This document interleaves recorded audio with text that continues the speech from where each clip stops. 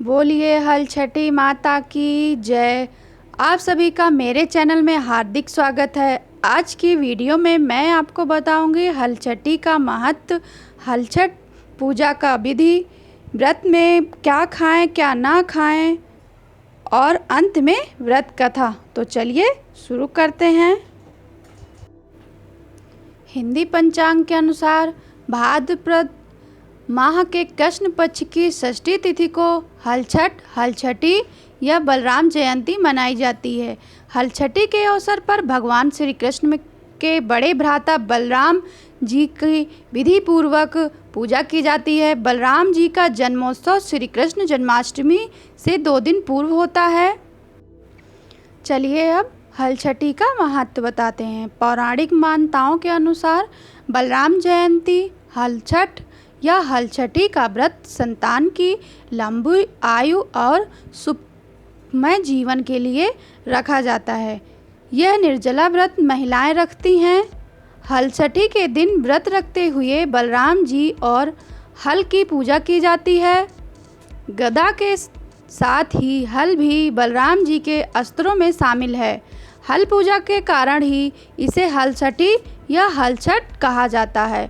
बलराम जी की कृपा से संतान की आयु दीर्घ होती है और उसका जीवन सुखमय तथा खुशहाल हो जाता है।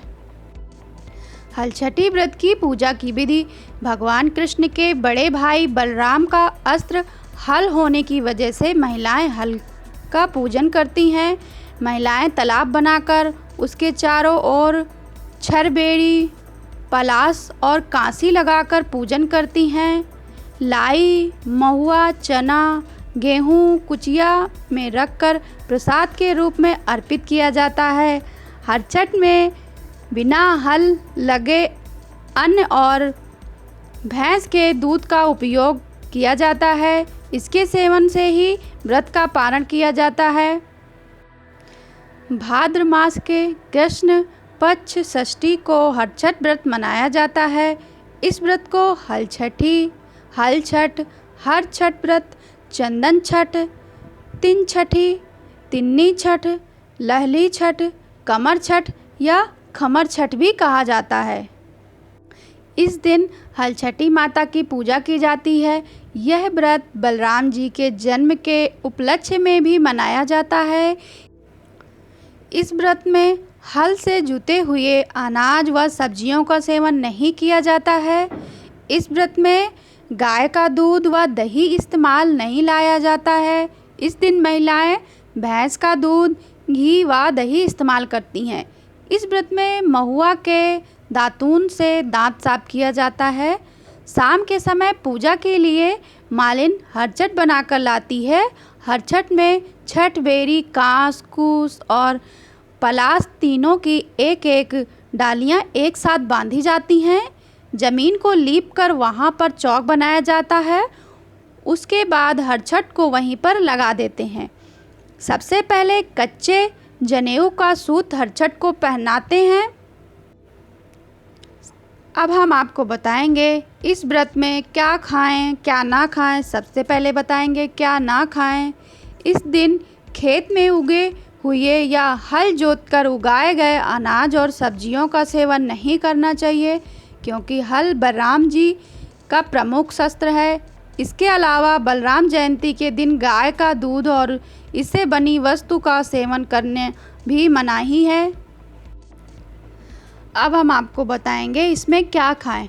महिलाएं तालाब में उगे पसही, तिन्नी का चावल या महुए का लाटा बनाकर सेवन करती हैं। बता दें इस व्रत का समापन महिलाएं भैंस के दूध से बने दही और महुआ को पलास के पत्ते पर रखकर खाती हैं।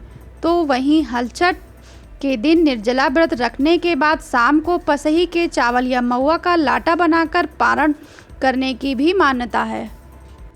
अब हम आपको इस व्रत की कथा बताएंगे। कथा सुनने से पहले आपको हाथ में चावल और फूल ले लेना है। तो चलिए शुरू करते हैं। बोलिए हल छठी माता की जय। प्राचीन काल में एक ग्वालिन थी। वह नगर में घूम घूम कर दूध दही बेचा करती थी। वह माँ बनने वाली थी और उसका प्रसव काल भी पास आ रहा था। एक ओर वह प्रसव से व्याकुल थी तो दूसरी ओर उसे अपने दूध दही बेचने की चिंता थी। उसने सोचा कि यदि प्रसव हो गया तो गौरस यूं ही पड़ा रह जाएगा। यह सोचकर उसने दूध दही को बेचने चल दी, किंतु कुछ दूर पहुंचने पर उसे असहनीय प्रसव पीड़ा हुई। वह एक झरबेरी की ओट में चली गई और वहां एक बच्चे को जन्म दिया। बच्चा स्वस्थ था। उसके बाद वह नवजात को वहीं छोड़कर पास के गांव में दूध दही बेचने चली गई। संयोग से उस दिन हलछटी थी।